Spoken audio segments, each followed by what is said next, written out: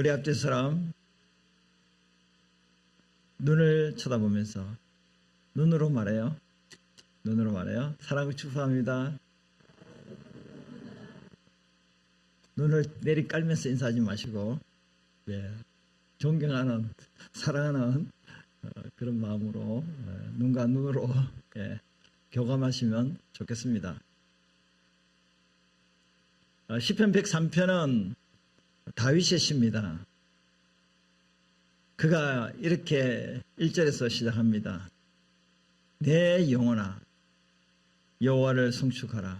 송축이라는 것은 주님을 찬양하라. 내 속에 있는 것들아 다 그의 거룩한 이름 하나님의 성호를 송축하라. 내 영혼아 여호와를 송축하며 그의 모든 은택을 잊지 말지어다. 여기 2절에 보게 되면 왜 그가 중심으로 마음을 다하여 주님을 찬양하는가? 그의 모든 은택을 잊지 않았기 때문이다. 은택, 은혜를 잊지 않았다는 것이죠. 다윗이 받은 은혜가 뭐냐? 3절부터 5절에 나와 있는데요.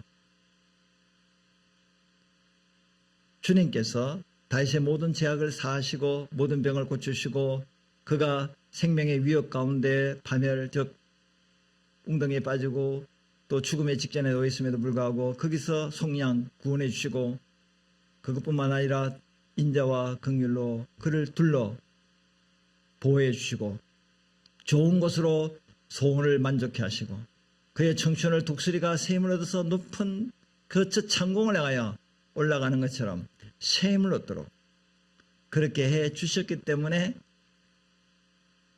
내 영혼아 여호와를 송축하라고 자기 자신에게 명령을 하고 있다는 사실이에요.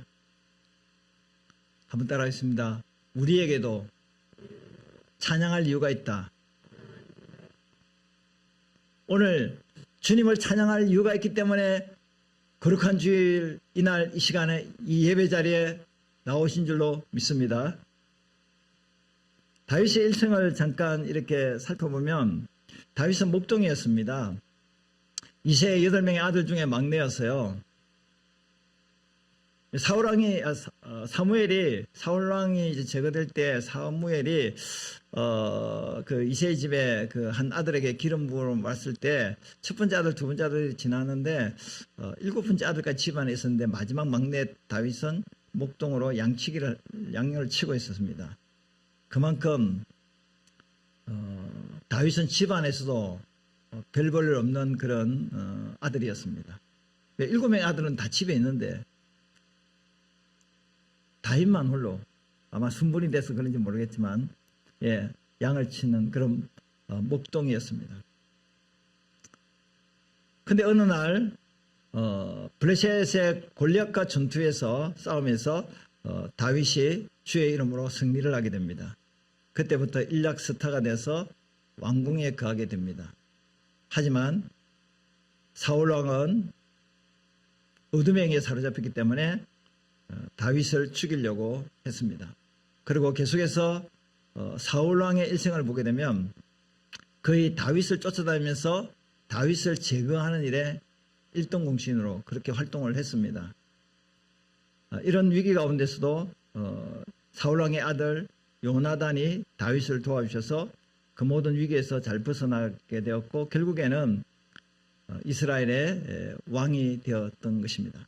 왕이 되고 난 뒤에 그가 한 가장 또 큰 실수가 뭐냐면 바로 바세와 동침하고 그리고 그의 남편 30명의 용사 중 한 사람이었던 우리아를 전장에 내보내서 죽게 하는 살인죄를 범하게 되었습니다. 완전 범죄로 이렇게 속이려고 했지만 하나님은 아시고 나단 선지자를 보내서 그를 책망할 때 그가 철저하게 회개하고 그리고 그의 집에 칼이 떠나지 않은 징계를 받게 됩니다. 그리고 아들 압살롬으로부터 결국에는 왕위가 찬탈당하게 되고 결국에는 눈물로 도피를 하고 결국에는 또 하나님의 은혜로 다시 복귀하는 그런 삶을 살게 됩니다. 그래서 다윗은 시편 23편에서 이렇게 찬양을 합니다. 내 평생의 선하심과 인자하심이 반드시 나를 따르리니 내가 여호와의 집에 영원히 살리로다. 다윗의 일생은 하나님께서 그의 목자가 되신 일생이었습니다. 양치기가 왕이 되었다. 왕이 되고 난 뒤에 그에게 적들이 얼마나 많았습니까? 아들도 적이 되었어요. 아들도 아버지 왕위를 찬탈하려고, 아들도 아버지를 죽이려고 했습니다. 그런 가운데서도 그가 마지막에 참 아름답게 하나님의 성전을 건축할 수 있도록 모든 것을 다 준비하고, 그리고 왕위를 아들 솔로몬에게 물려주고, 솔로몬이 하나님의 성전을 아름답게 짓는, 그러니까 다윗의 일생은 그의 잘남에 있는 것이 아니라 전적인 하나님의 뭐에 있었어요? 은혜에 있었다는 사실이에요. 그래서 내 평생에 주의 선하심과 인자 헤세드 사랑하심이 나를 따라다닌다. 그래서 다윗은 누구의 집에 영원히 살기를 원한다고요? 여호와의 집에. 오늘 우리 성도님들이 여호와의 집에 살기를 원해서 오늘 이 시간에 이 자리에 예배 자리에 나오신 줄로 믿습니다. 다윗은 왕궁에 있는 것보다요 성전에 문지기로 있는 것을 더 좋아했습니다. 물론 이제 성지순례 가게 되면 이제 아브라함이 이삭을 바친 그 산이 모리아산인데, 그 모리아산 정상에 성전이 지어지고, 그 성전 약간 내리막길에 다윗성 궁전이 있고, 그 궁전 앞에 또 여러 이렇게 그 마을들이 좀 형성이 되어 있습니다.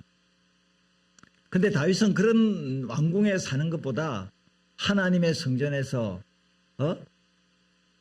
문지기로 있는 것이 낫다. 이 말은 뭡니까? 왕보다 문지기가 낫다는 말입니까? 그만큼 하나님과 더 가까이 하고 싶은 마음 때문에 문지기로 있겠다는 것입니까?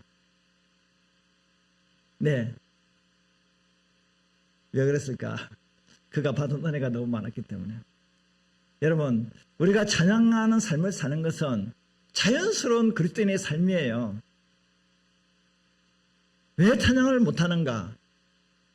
왜 찬양하는 삶을 살지 못하는가? 받은 바 은혜가 없다면 찬양을 할 수가 없어요. 은혜가 많으면 많을수록 내 입에서는 나도 모르게 주님을 높이는 찬양이 흘러나오게 될 줄로 믿습니다. 그렇다면 여러분들이 받은 주님의 은혜가 뭡니까? 주님이 우리가 태어나서 여기까지, 또 앞으로 이제 주님 나라 가는 그날까지 미래를 주님께서 인도하실 텐데, 돌아보면은, 우리 삶을 돌아보면은 다 누구의 은혜요? 하나님의 은혜잖아요. 그런데 은혜를 아는 사람이 있고 모르는 사람이 있어요. 그 차이예요.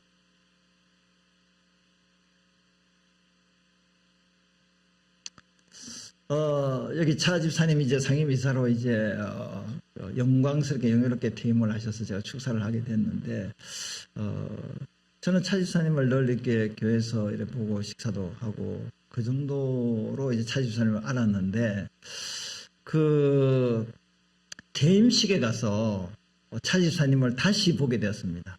다시 보게 됐다는 말은 어떤 의미일까요? 야, 참 우리 차 집사님 참 멋있게 사셨다. 참 훌륭한 또 삶을 사셨구나. 왜냐하면 퇴임식 할 때 입사를 해서 퇴임할 때까지, 이사로 퇴임할 때까지 그 스토리를 그 영상으로 쫙 이렇게 보여주더라고요. 사진 찍은 거를. 그러니까 참 녹록하지 않은 이 시대에서 IMF도 거치고 코로나도 거치고, 그리고 이 그 어업인들, 조합원들, 그리고 수협의 발전을 위해서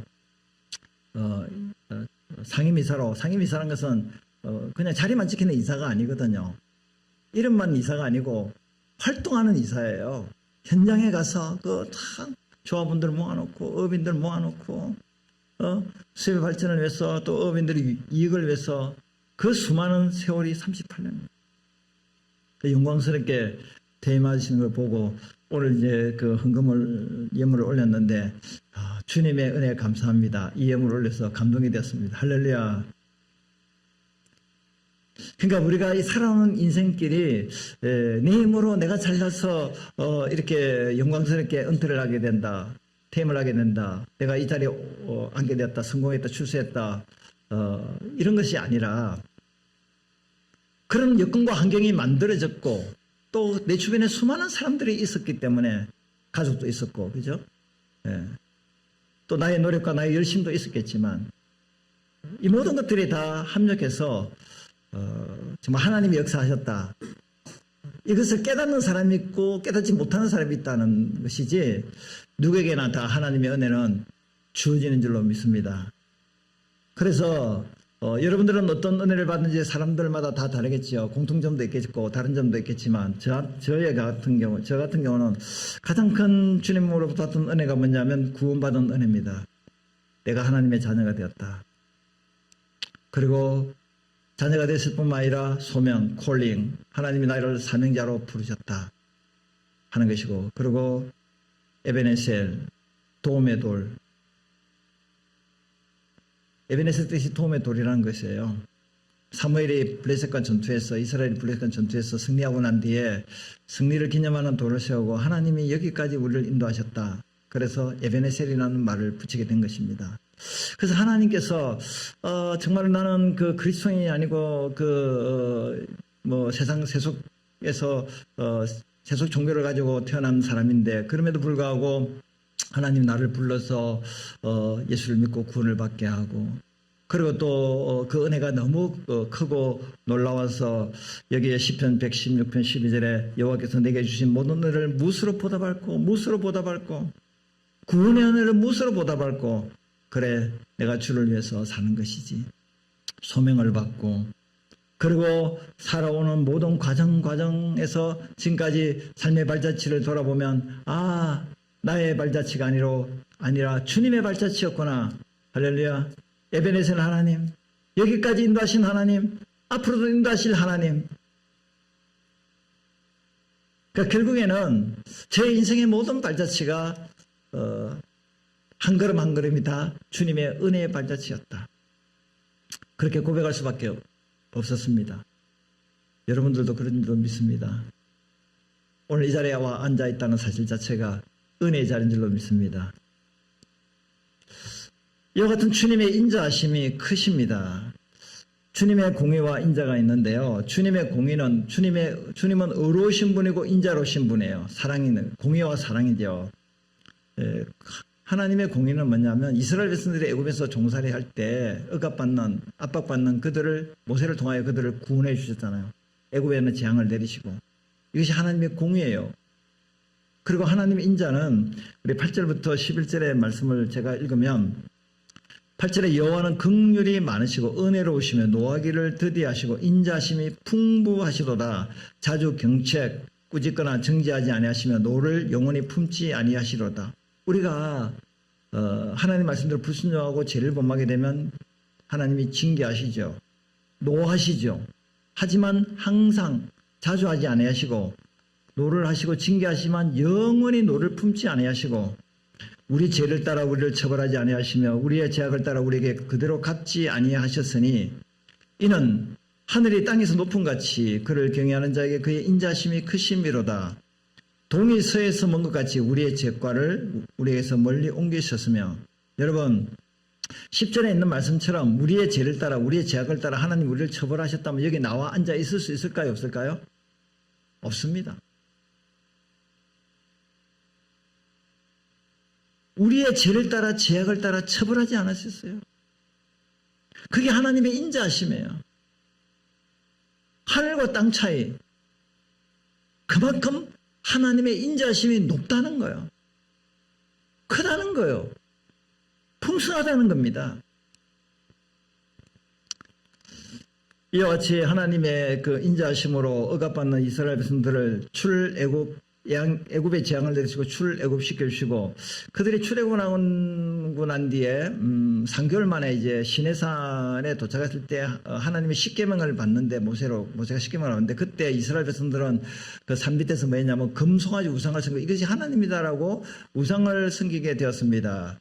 그때 하나님께서 공의로 진노하고 심판하셨는데 하나님은 공의와 심판만 하신 것이 아니라 모세에게 이렇게 말씀했습니다. 출애굽기 34장 6절에 여호와께서 그의 앞으로 지나시며 선포하시되 여호와로라 자비롭고 은혜롭고 노하기를 더디하고 인자와 진실이 어떤 하나님이라고요? 많은 하나님이다.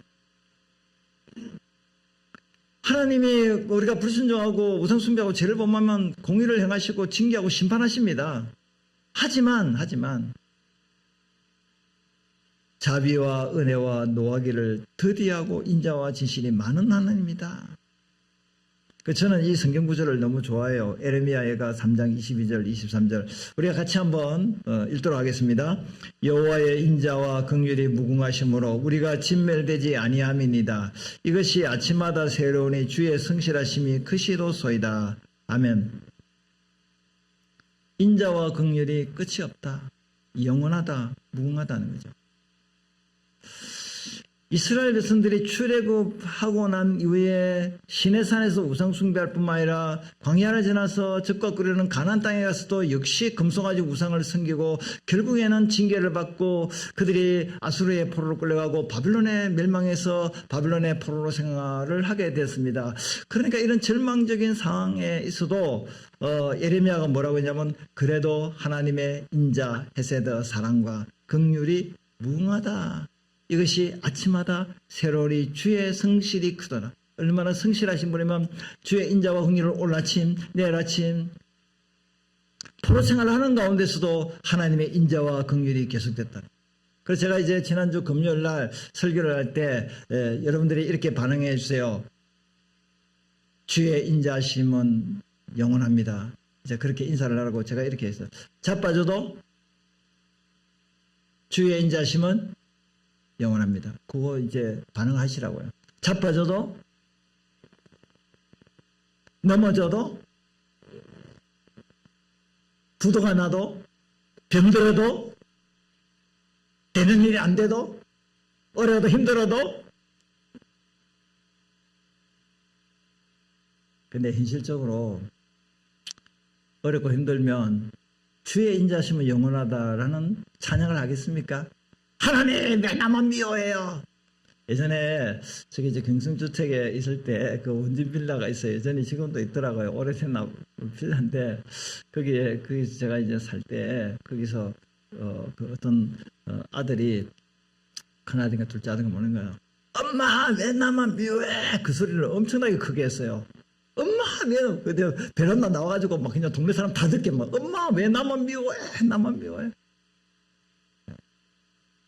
그 엄마가 굉장히 그 아들을 좀 사실은 구박했는지는 잘 모르겠지만은 잔소리를 엄청나게 했는지 엄마 왜 나만 미워하냐 나만 미워하냐. 근데 이제 저와 여러분들은 누가 나만 미워한다 할지라도 주의 인자심은 영원해. 주의 긍휼하심은 영원해. 여전히 주님은 나를 사랑해. 하나님이 나를 징계하고 뭐 이렇게 내가 불순종함으로 징계를 받고 내가 어려움을 겪는다 할지라도 그럼에도 불구하고 주님의 인자는 영원해. 부모가 잔소리를 해도 부모가 또 이렇게 또 내가 좀 잘못하고 부족해도 또 혹시 징계하고 배추를 때린다 할지라도 부모의 사랑은 영원해. 부모님이 나를 사랑하니까 할렐루야. 사랑하니까 뭐 감정적으로 그렇게 하는 분도 있겠지만 사랑하니까. 그러니까 우리가 현실을 보지 마라. 현실이 참 하나님이 뭐 내기도 응답해줘. 하나님 날 사랑해줘. 뭐 그렇다면 내가 이렇게 힘들게 어렵게 살아갈 수는 없지. 풍성하게 살아야 되는데 왜 이렇게 힘들게 어렵게 사는 거야? 숨 넘어갈 때 그때 물 한 모금 주고 숨 넘어갈 그때 돈 한 푼 주고 또 숨 쉬면 또 없고 넘어갈 때마다 가까스로 그러니까 이렇게 턱걸이 하듯이 그렇게 살리고 그렇게 좀 풍성하게 좀 넘치도록 그냥 그렇게 안 주시고 꼭 이렇게 힘들게 어렵게 위기 때만 겨우 하나님 나타나서 딱 건지주고 또 어디 갔는지 안 계시다가 그렇지만 그럼에도 불구하고 주의 인자와 긍휼은 무궁하시다. 이것이 신앙인이 고백하는 찬양인 줄로 믿습니다. 하나님의 사랑과 공의가 어디에서 완벽하게 드러났냐면 십자가에서 드러났어요. 그래서 로마서 5장 8절에 보면 우리가 죄인 되었을 때, 우리가 누구예요? 죄인 되었을 때. 이 세상에 태어나는 모든 사람은 다 죄인으로 태어나고 죄값으로 죽음이 오고 죄값으로 불행이 우리에게 온 겁니다. 이건 아무도 피할 수 없는, 죄인 되면 피할 수 없는 길이에요. 그렇기 때문에 마땅히 죄인의 대가는 사망이에요. 하나님은 어르신 분이기 때문에 죄에 대한 대가를 우리가 지불해야 돼요. 그런데 누가 우리의 죄를 대신 지셨죠? 그리스도께서, 예수님께서 죄의 대가를 십자가에서 받으셔서, 이것이 하나님의 공의예요. 공의. 공의에서도 또 사랑이라는 것은 뭐냐면 하나님께서 우리에 대한 자기의 사랑을 십자가에서 확정했었는데, 내가 죄인이기 때문에 내가 죄값을 치르기 위해서 내가 죽어야 되는데 내 대신 예수님이 십자가에 죽으심으로 나를 살렸다는 거예요. 이것이 하나님의 사랑이라.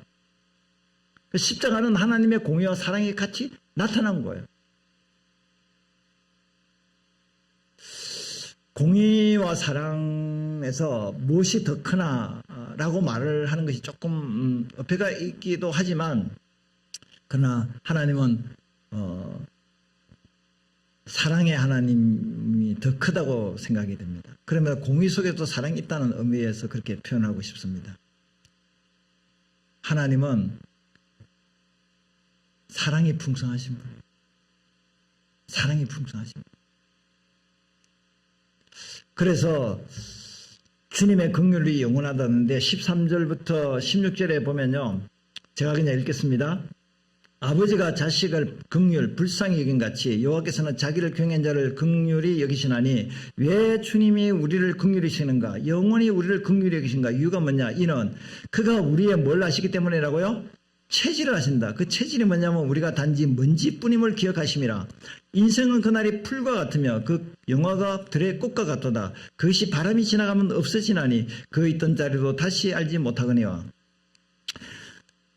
하나님이 우리를 긍휼히 여기시는 이유가 뭐냐면요, 우리가 흙으로 지어져서 흙으로 살다가 흙으로 세상을 떠나기 때문에요. 우리가 흙이에요. 흙이라는 것을 조금 좀 다른 말로 표현하면 먼지예요. 우리가 누구예요? 흙입니다. 흙이라고 왜 표현할까요? 유약하다, 연약하다, 약하다는 거예요. 여러분, 여기에 스트롱맨, 강철 같은 사람이 있습니까? 강철 같은 사람이 있어요? 다 약하지요. 다 약합니다. 여러분, 언제 열을 팍 받아요? 큰 일 때문에 열받아요? 작은 말 한마디 때문에 열받아요? 열받는 말 뜻을 잘 모르는데 뚜껑이 언제 열려요? 지나가는 사람이 나한테 뭔 새끼 그러면 열받지요. 말 한마디에 열받아요. 마음 상해요.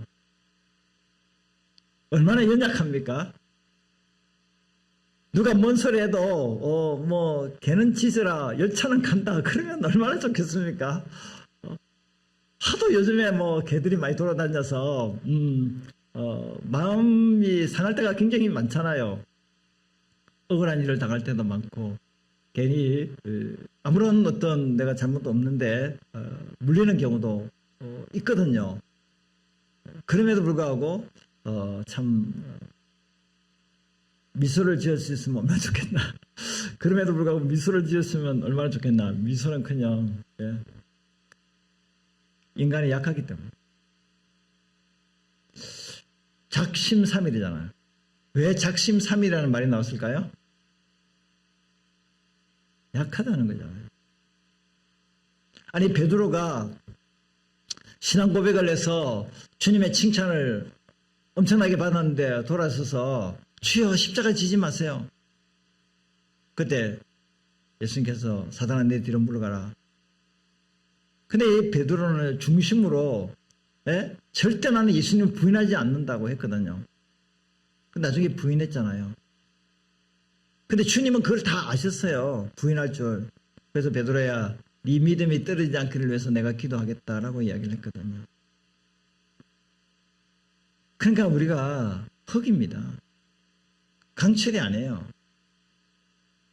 약한 존재입니다. 거기다가 이 아름다운 그 들꽃이 있는데 바람이 불면 이런 장미를 할지라도 이런 또 들꽃이라도 또 다 이렇게 시간이 흐르면 다 시들게 되어 있습니다. 이제 이스라엘에서는 그 긍디와 우기가로 나눠진데 우기 때는 비가 올 때는 그 이제 들판이 푸릅니다. 꽃이 펴요. 근데 뜨거운 바람이 막 불어오기 시작하게 되면 긍기가 되면은 풀이 다 말라요.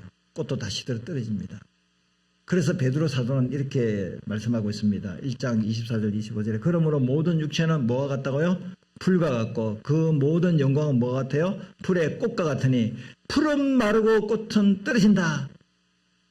그러나 주의 말씀은 세세토록 영원토록 있다. 라고 이야기를 하고 있습니다.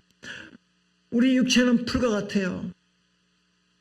아무리 화려한 삶을 살았다 할지라도 풀의 꽃과 같아요.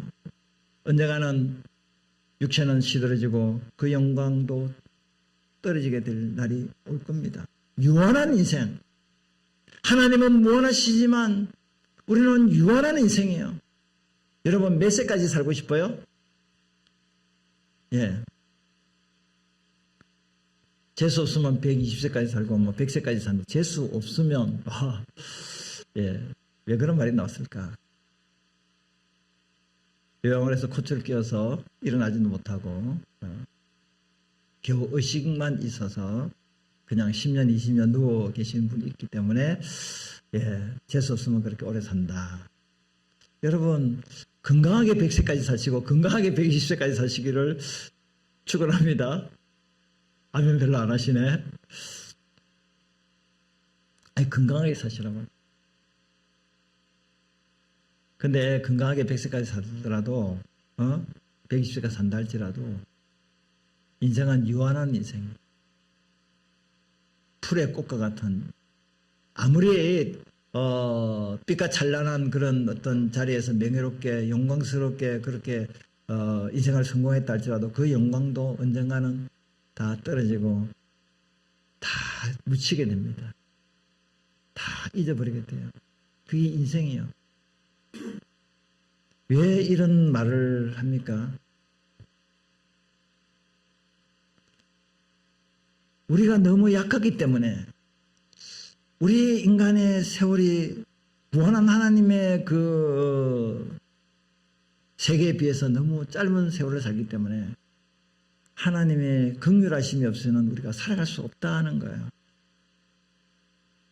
그래서 저는 예전에 이런 그 말이 내 입에서 자동적으로 이렇게 나온 게 뭐냐면 하나님 나 좀 불쌍히 여겨주세요. 우리 가정을 또 우리 교회를 우리 또 성도를 또 이 나라의 민족을 불쌍히 여겨주세요. 이 말은 긍휼히 여겨달라는 거예요. 하나님 나를 좀 불쌍히 여겨주세요. 아니 하나님이 하라는 거 하고 하나님이 하지 말라는 거 안 하고 그러면 얼마나 좋겠습니까? 안 되는 줄 알면서 왜 그랬을까? 안 되는 줄 알면서 왜 그랬을까? 하면 안 되는 줄 다 알아요. 내가 알아요. 말 안 해도 압니다. 몰라서 못하는 것도 있지만 알면서 시행이 안 되는 것들이 더 많습니다. 그러니까 내가 연약하고 부족하다는 거 아닙니까? 근데 누가 나의 연약함을 공감하시고 이해하신다고요? 하나님이. 그러니까 긍휼이 무궁하신 거예요.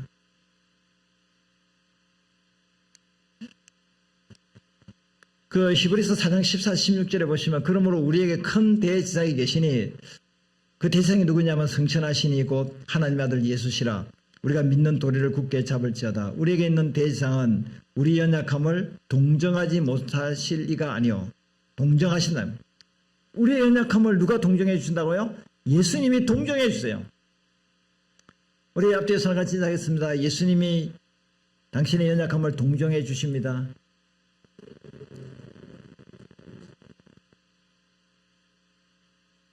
동정이란 말은 공감해 주신다는 거예요. 이해해 주신다는 거예요. 다른 사람들은 우리를 공감하지 못해요. 사람들은 공감이 없어요. 공감대를 형성해요. 상담 기법에서 가장 중요한 기법이 뭐냐면 라프, 공감해 준다는 거예요. 아 그렇군요. 따라합시다. 아 그렇군요. 남자들은 이것만 잘해도 이거 좀 부인에게 점수를 딴다는데 저도 참 이게 훈련이 안 돼 잘 안 되고 아 그렇군요. 아 그렇군요. 아 인정을 해주고 받아줘야 되는데 아 왜 그랬어? 왜 그래?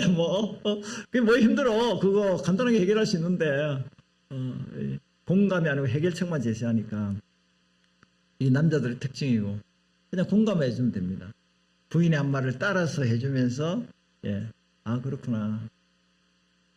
공감이잖아요. 하나님이 다 우리를 공감해 있어요. 우리가 쓰러지면 사람들은 왜 쓰러졌어? 눈 똑바로 뜨고 다녀야지. 돌리는 거 못 봤어? 운전을 한 번, 두 번, 한 1년, 2년 한 거야? 똑바로 해야지, 운전을. 사고나게. 공감하지 못하면, 이해하지 못하면 그런 말 하거든요. 근데 우리 주님은요, 우리 체질을 아시니까, 우리가 연약하고 우리가 본능적으로 죄인임을 알고 우리가 강철이 아니고 대단한 사람이 아닌 걸 우리 주님이 다 아시고 유약하고 연약할 뿐만 아니라 인간의 어떤 수명도 한계를 가지고 살아갈 수 있는 연약한 우리를 아시기 때문에 공감하고 이해해 주세요. 그 예수님은요 우리와 똑같이 유혹을 받으신 분이에요. 그분도 사탄의 유혹을 받으시고 시련과 고난과 역경을 겪으시고 오해와 또 여러 가지 또 그 핍박을 받으시고 결국에는 십자가에 조롱과 멸시 천대를 받으면 죽으시잖아요. 죄가 없으심에도 불구하고 죽으시잖아요. 그러므로 우리가 어떻게 되냐? 우리는 긍휼하심을 받고 때를 따라 적절한 때에 그 어려운 때에 돕는 은혜를 얻기 위하여 어디에 담대히 나가라고요? 은혜의 보좌 앞에 담대히 나아갈 것이냐. 우리 하나님은 긍휼이 풍성하시기 때문에 우리 예수님은 이 땅에서 육신을 갖고 우리가 겪는 모든 고난보다 더 큰 시련과 고난과 아픔을 다 겪으신 분이기 때문에 우리의 연약함을 동정할 수 있는 분이에요. 공감하고 이해하고 긍휼을 베푸시는 하나님이에요. 여러분 절대 이런 말을 해서는 안 됩니다. 하나님 내 사정을 다 알아요. 하나님 내가 지금 배고프고 내가 지금 말 못할 일이 어렵고 힘든 상황에 놓여 있는 걸 하나님은 다 이해하시고 하세요. 하나님은 신이기 때문에 인간이 아니기 때문에 모르실 거 아니에요. 라고 말을 해서는 안 됩니다. 우리 하나님이신 예수님이 인간으로 오셔가지고 다 몸소 겪었다니까요. 우리보다 더 힘들게 겪었어요. 우리가 시련을 당하고 환난을 당하고 고통을 당하는 것이 왜 복이냐면요. 나와 동일하게 어려움을 당한 사람을 심정을 이해할 수 있기 때문에요. 그를 정말 위로할 수 있기 때문에 고난당하고 어려움 당하는 것이 복일 수가 있는 거예요. 그러니까 우리가 가장 100%의 스트레스가 뭐냐면 사랑하는 사람이 세상을 떠났을 때예요. 근데 아무리 이제 목회자가 가서 이제 위로 예배를 드리고 뭐 이렇게 조문객이 온다 할지라도 진정한 큰 위로는 되지를 못해요. 어떤 경우는 말을 하지 말고 가만히 있어야 되는 것이 위로가 될 수도 있어요. 할 말이 없어요. 그 상황에서. 그럴 때 어떤 사람이 오면 진짜 위로가 되냐면요. 똑같은 경험을 한 사람이 와서 손만 딱 잡아주면 같이 한번 안고 울어주면 위로가 되는 거예요. 그러니까 우리 예수님은 우리의 위로자로 계세요. 우리의 진정한 위로자는 예수 그리스도예요. 그래서 우리에게 우리의 이 연약함을 주님은 다 아시고 우리를 책망하고 징계하고 우리에게 체벌하고 벌 주시는 하나님이 아니고 주님은 그래 얼마나 아팠냐, 얼마나 힘들었냐라고 말씀하시는 분이에요. 그러니까 상담 기법이든 우리가 대화를 하고 교제를 할 때, 많이 힘들으셨군요. 많이 배고파하시고 많이 고통 속에 있었군요. 라고 공감을 해요.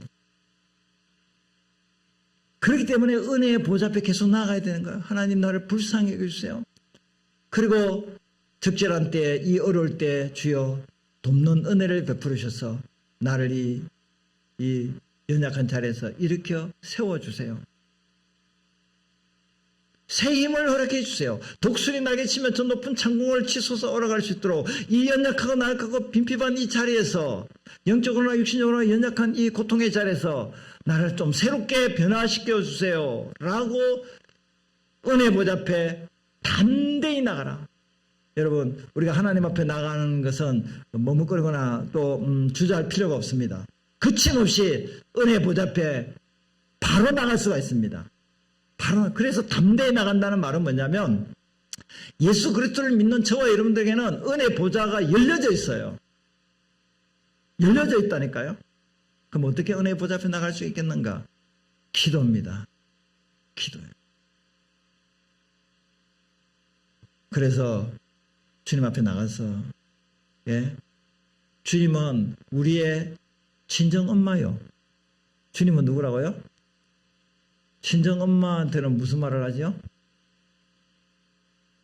매주알 고주말 다 하잖아요. 엄마, 우리 누가 남편이 막 힘들게, 애들이 힘들게 막 속상해 어쩌고저쩌고 다 하잖아요. 그러니까 우리 하나님 앞에 나를 좀 불쌍히 여겨달라고 매주알 고주알 다 하셔. 성질나면 누구한테 찾아가야 돼요? 성질나는 사람이 없는 것 같아요, 우리 교회는. 성질나는 사람이 많으면 교회에 많이 와서 막 이렇게 막 하나님 나 좀 불쌍히 해주세요. 나 정말 속상해 죽겠네요 하고 막 이렇게 부르짖는 사람이 많을 텐데 집에서 하시는 것 같은데 어쨌든 간에 참 우리가 연약하기 때문에 주의 불쌍히 여김이 필요해요. 긍휼이 필요해요. 그리고 다시 회복시키는 돕는 은혜가 필요해요. 기도하면 그런 역사가 우리에게 주어지는 줄로 믿습니다.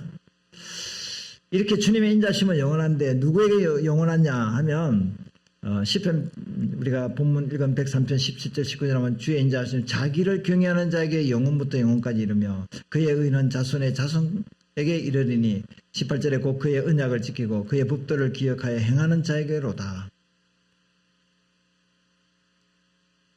그러니까 저와 여러분들 하나님을 경외하고 하나님의 말씀을 순종하며 살아갈 때 그 하나님의 인자하심은 영원합니다. 우리가 때때로 하나님을 경외하지 않고 불순종하고 잘못된 기록을 하면 하나님의 징계와 심판은 잠깐 있겠지만 그럼에도 불구하고 다시 회복해 하심으로 하나님을 계속적으로 경외하게 하고 하나님의 법도에서 벗어나지 않고 순종하도록 하게 하심으로 하나님의 인자가 우리에게 영원히 긍휼하심이 끊어지도록 하시는 분이 우리의 하나님 아버지시라는 거예요.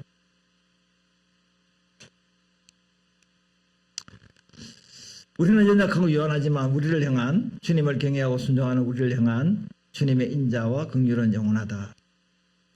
주님을 찬양하는데 19절에 보면 여호와께서 그의 보좌를 하늘에 세워주고 하나님의 보좌가 하늘에 있습니다. 그리고 왕 대신 하나님 왕권으로 이 세상 만물을 다스리십니다. 그래서 20절에 능력이 있는 천사 또 여호와의 말씀을 행하는 모든 천사는 여호와를 송축해야 된다. 20절에 그의 수종들며 그의 뜻을 행하는 모든 천군 천사들도 여호와를 송축해야 되고 22절에 보면 여호와의 지으심을 받고 그가 다스리는 시는 모든 곳에 있는 너희여 모든 피조물아 여호와를 송축하라. 마지막에 오늘 말씀에 내 영혼아 여호와를 송축하라. 그래서 우리가 하나님을 찬양해야 될 자들은 누구냐면 모든 천군과 천사 모든 피조물 내 영혼. 그러니까 이 세상에 있는 모든 존재는 다 누구를요? 찬양해야 돼요. 계시록에 보게 되면 하나님 보좌 오른편에 예수님이 계시고 그 보좌 앞에 7명 된 성령이 계시고 그리고 그 둘레에 천사장들이 네 천사 네 생물들이 있고 그 둘레에 그 24장로들이 금멸로 가면 24장로들이 구약의 그 구원받은 대표자들과 신약의 구원받은 대표자들 그 장로들이 거기서 찬양을 하고 있고 그 둘레에 온 그 성도들과 온 세상 만물들이 전부 다 보좌를 향하여 전부 다 찬양하는 그림이 계시록에 기록이 되어 있어요. 오늘 그 그림이에요. 그러면 어떻게 주님을 찬양할 수 있겠는가? 저의 이제 뭐랄까 묵상으로 나온 간단한 이제 찬양할 이유가 몇 가지가 있어서 제가 소개를 하는데, 사실 사람들마다 다 다르겠지만 어떻게 주님을 찬양할 수 있겠는가? 저는 예배를 통해서 주님을 찬양할 수 있다고 생각합니다.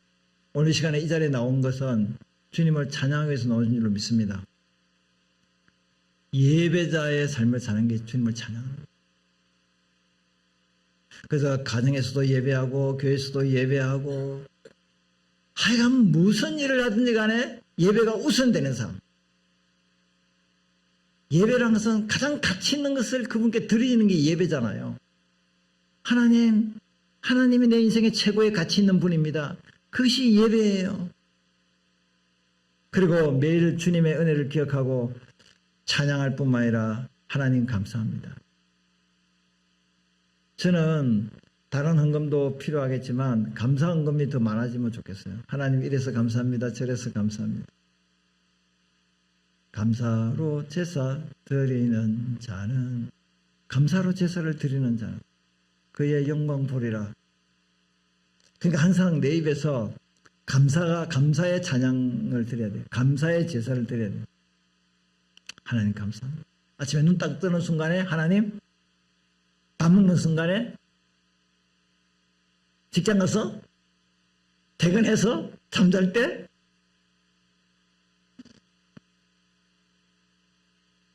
그러니까 감사를 하면 하나님이 영광을 받으세요. 하나님께만 감사하지 마시고 사람에게도 감사하시고. 왜? 하나님이 그 사람을 감동시켜서 내게 필요한 것도 공급하시고 도와주시니까 하여튼간에 우리는 범사에 감사라. 마지막에는 은행 심사를 통해 주님께 영광 돌리는 삶을 살다. 내 말을 통해서, 내 행동을 통하여, 내 마음이, 내 생각을 통해서 주님께 영광 돌릴 수 있는 삶. 그런 삶을 살면 그 자체가 삶의 예배뿐만 아니라 찬양이 될 수가 있다는 사실입니다. 마지막 결론으로 같이 한번 읽고 마치겠습니다. 한 주간도 주님의 크신 은혜를 잊지 않고 주님을 찬양하는 삶을 살겠습니다. 할렐루야.